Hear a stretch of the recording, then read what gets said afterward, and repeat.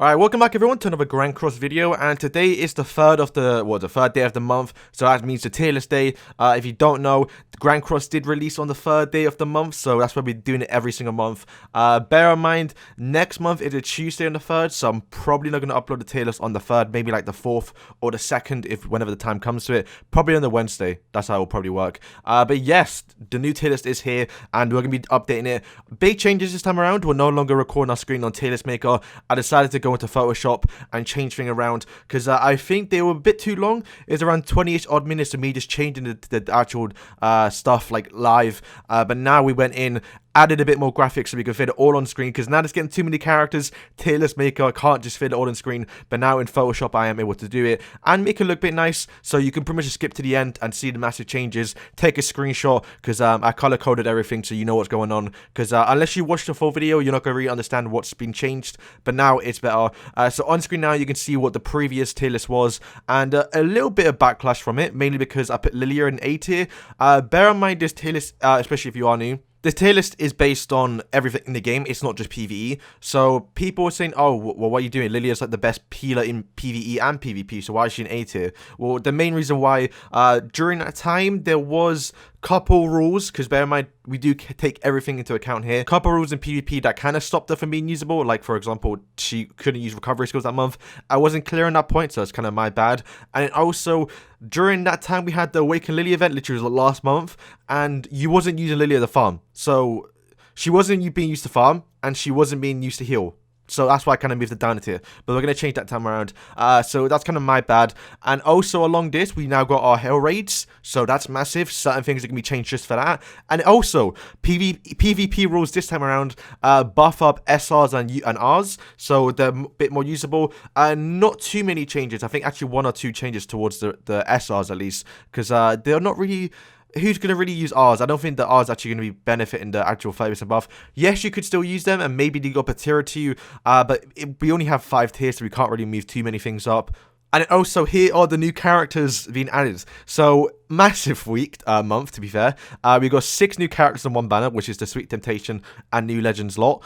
We also got Zarathustra, who got added last week. We have Mono and Easton, who got added as well. So, what, 10 characters? Well, 9 got added, but I did make a mistake and not add the Blue Arthur last month. So, now we're going to be adding him to the list too. So, 10 new characters. It's like the most we're going to get ever, pretty much, right? So, let's just get into it. So, on screen now, here is the new format. So, everything should be the same as last time. So, obviously, we haven't moved anything around yet. We've just added the new characters in. So, I'm going to explain my reasons now. I'm going to go down in order. Starting off at A tier, we have obviously the new, well, I guess it isn't new because he added last month, but we have Arthur, the blue one. Definitely, pretty insane character. Very usable in the Red Demon Hell Raids. Disable attacks. Pretty good in PvP, especially last month or last week when the PvP crit damage was kind of insane. But honestly, he's pretty sick. He gets stun on a tier 3, which is massive. You can also just do a ton of damage. Attack able, not too bad of a card. Crit damage is insane as well. So it definitely works well in PvP, PvE, and works well in the Hell Demon that you can't really ask more from a character. He's pretty sick. B tier. So bear in mind, we do have a Founder Boss right now. So certain things are going to be going up, mainly because, well, Founder Boss is out currently right now. So it's kind of relevant to talk about the Founder Boss characters. So Zarathustra is being added into B tier. I can definitely see him dropping at the C tier because he isn't really used. So he does Shatter and Charge, which isn't too good. Single target and AoE. His ultimate as well, Charge. He's not a good character. I guess his main thing here is his crit. His actual passive. If a critical strike does not occur from a skill used against an enemy, the hero's damage is dealt is increased by the amount of equal to a crit. So he basically always hitting crits, even if he doesn't hit a crit. I think that's what it means. But the thing is, like you can see here, it excludes PvP. So that kind of holds him back quite a bit since he's always going to be hitting crits. That's pretty much how it works out. If you hit a crit, you hit a crit. But if you don't, it's still the equal damage. That's how I read it. But yeah, pretty much with PvP, not usable because you can't. His passive literally has nothing. It doesn't work in PvP. PvE, you could use him, but we have, like, you know, characters like, you know, Diane. His only usage right now, probably ever in the game, will be for the Founder Boss right now. So he's probably going to be the highest ever he's going to be because, yeah, Founder Boss right now, he's OP. If you're trying to shoot for, like, top 100, top 1%, you need him. So that's why he's in B tier. Moving on with Easton. Easton is, basically Hellbrim. I think everyone can agree on that. She has a skill that basically increases everyone's attack by 10 to 15. I think, was it 15, 20, or 10? She has a skill that's 15 to 20 to 30% of her attack, which works in PvP. It's okay. Her first skill is she just fills ultimate, so she's gonna fill ultimate pretty quick.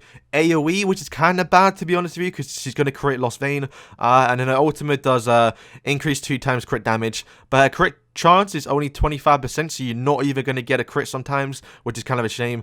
And then her passive is kind of cool. Increase basic stats by 5% per buff on allies and enemies, so that goes to 25%. So pretty good. You know, you buff yourself up, that's pretty sick. If the other team somehow does buff up, you're going to get some extra 5%, because you can only buff up 3 people on your team, so that's what, 15%? So you need the other 2 people on the other team to actually boost up 2 enemies, which if they start off with Red Eskimo, it's pretty good, because it means you get the 5% buff. So the passive is okay. To be fair, I think her main usage will probably be to Red Demon Hell, since 1, there's 6 people in the raid boss, you buff up 6 people, her passive comes into full effect. And also, yeah, she's just buffing up everyone's attack for Hell boss. It's not too bad. Very usable PvP. Okay in PvE, you can use her, you can skip her, like I skipped her, I don't think I need her. She's just another option that you can use. It actually clears Hell Ross a bit faster since everyone's attack has been increased, but other than that, she's just an okay, maybe might drop in the future when people aren't really using anymore. Mono is the next character getting added to the C tier, so she is quite underwhelming. Mainly right now, I think on global, we don't have the actual buff that JP got to where like poison and all that extra stuff, bleed, does do more damage. So her poison skill is quite bad. She does ult when she does ult, she does bleed. She does just do single target damage. She has just 2 times crit chance. She's not too good. The passive as well is increased hero's damage. I think this got buffed, right? Yeah, it did. So increase the hero's damage dealt by 50% per bleed, poison, and shock. So if you get all 3 on, she's going to get 150% extra damage. But still, it's really underwhelming. Like, kind of like the skills, the poison skill just doesn't do too much, because obviously, because she adds poison, that means she just can't do too much damage herself. So she kind of needs that passive. But she can only do poison herself, so you need to ult. But then you have to use, what? You have to use people who do bleed and shock damage, so it's kind of, right now, I think you need Hendrickson. Like, when you get Hendrickson and King, then maybe she might be a bit more usable, and see what a passive does work, because I don't think Japan has this, so you can't really test it on Japan. But yeah, a bit underwhelming right now, maybe a bit more better in the future, but still kind of a weak character. Next, we're going to talk about these briefly because, well, there's not really too much to talk about. We have the new Sweet Temptation and new Legends characters. So Jericho, Elaine, Elizabeth, Zenari, Jenna, and also Meliodas. All characters that are going to go in the C tier because their use is massive, but only if you had pulled them for the cosmetics. The main reason why is because, yes, if you don't know, Sweet Temptation, so Zenari, Jenna, and also Elaine all do give you an extra drop every time you defeat a raid boss on hell difficulty, which is massive. And this is like this could be S tier. Like, if we're talking about uses, it could be S tier. Like, it's such a good thing to have on your account. And I mean, the new legends are a bit underwhelming, I'm not gonna lie. So that's Meliodas, Elizabeth, and Jericho. Okay characters. Their main usage, obviously, if you do have the cosmetics, is to guarantee a raid boss spawn, but that's not too good, to be honest. It's there. If you want to, you know, farm a bunch of red demons, farm a bunch of crimsons, you can, but it's not too good.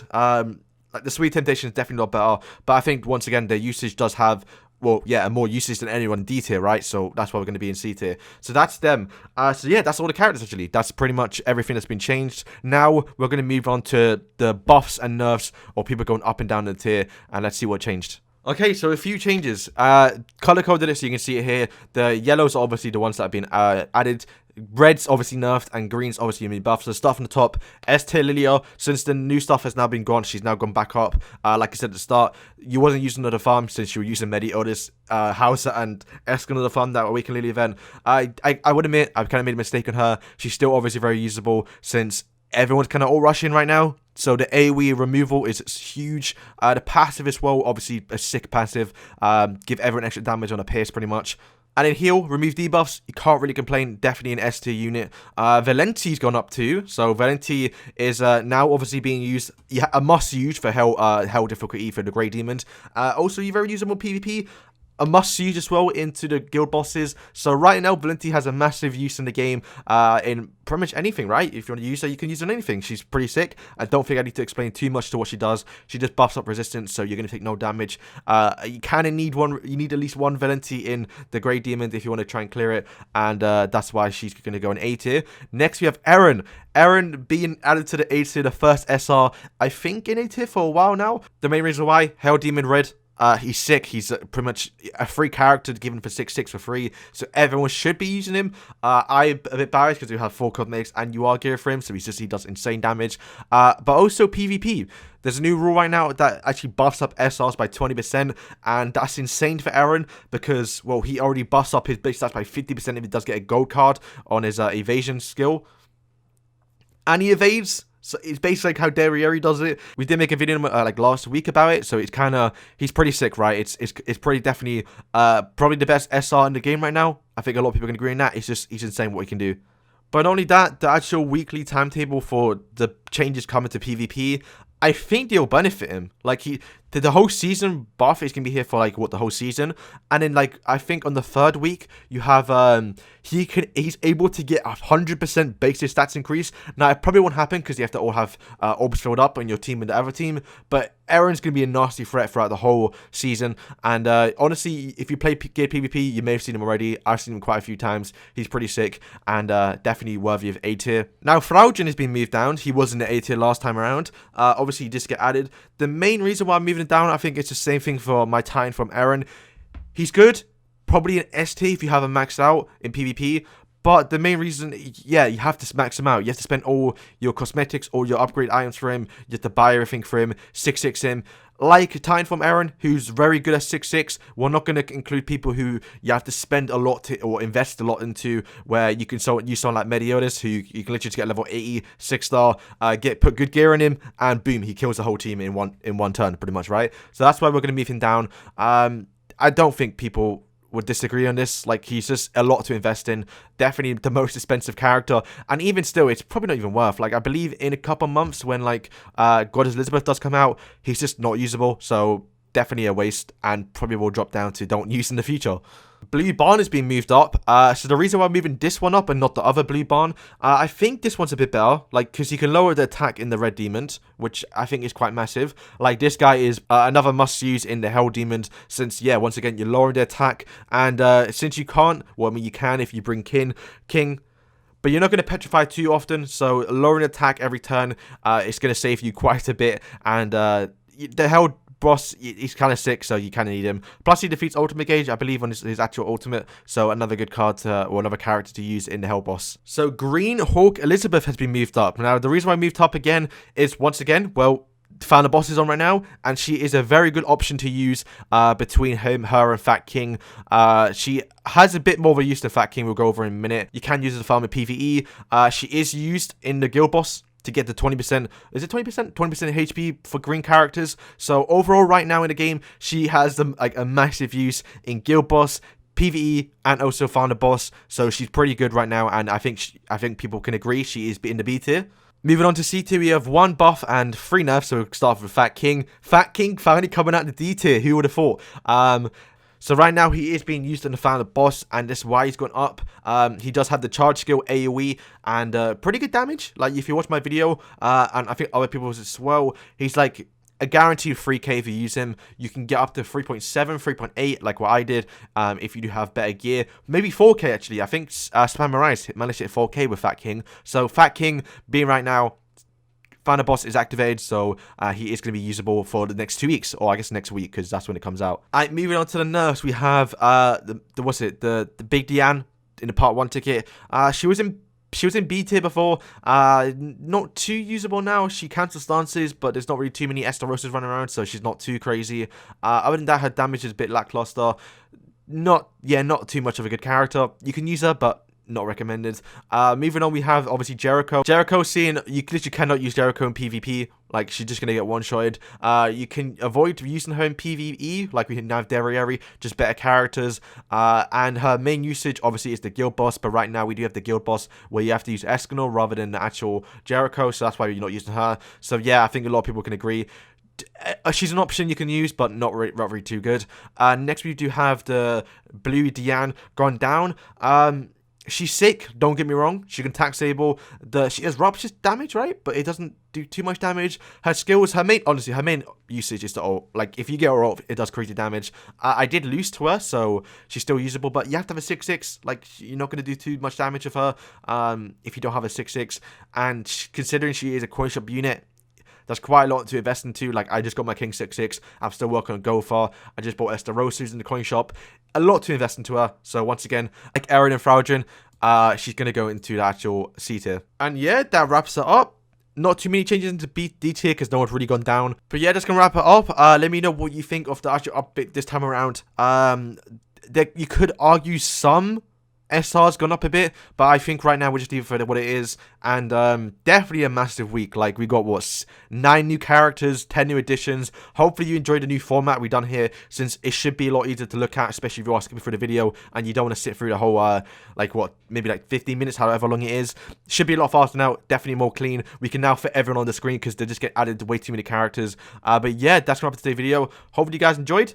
October is now upon us, so hopefully we get some new characters in the future like Zeldris and Gloxina, and some new Halloween units coming in the end of the month, and also maybe the King of Fighter collab. We'll see how it works out. But yeah, hope you guys enjoyed the video. Let me know what you think of the tier list, and stay tuned for some more Grand Cross.